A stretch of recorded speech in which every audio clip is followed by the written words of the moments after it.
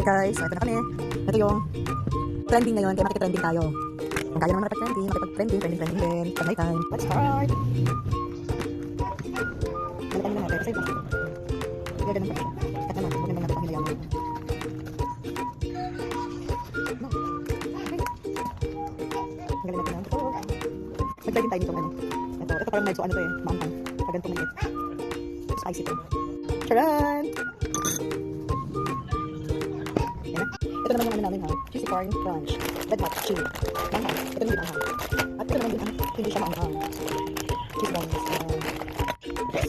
Alright, okay.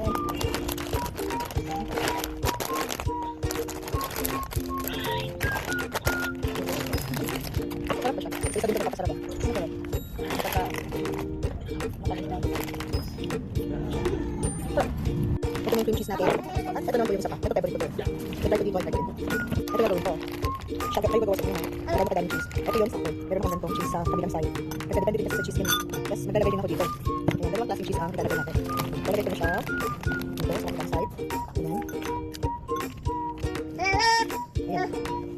Kabilang side. Tapos ito naman. Lalagay ko naman siya dito sa kabilang side.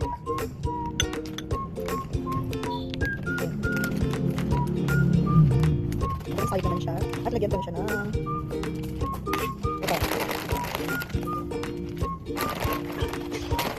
Lagay ko rin agad sa kabilang side. Para makakita ko natin. Di pa na ako nakapart na nila. Tapos dito naman sa kabilang side to. At ito, maanghang, dito ko ilagay sa gitna. Spicy. Dito siya ilagay sa gitna. Okay, ayan na siya. Nag-open ulit ako ng another cheese. Pero isa gusto ko pa ngayon. Final result. Sarap! Diyan pa ako kanilok. Diyan pa ako kanilok. Sobrang sarap!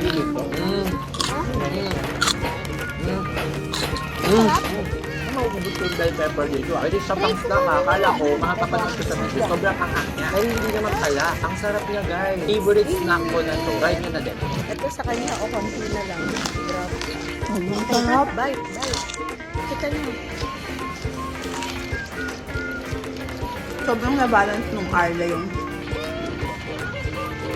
Cheetos tsaka yung bell pepper.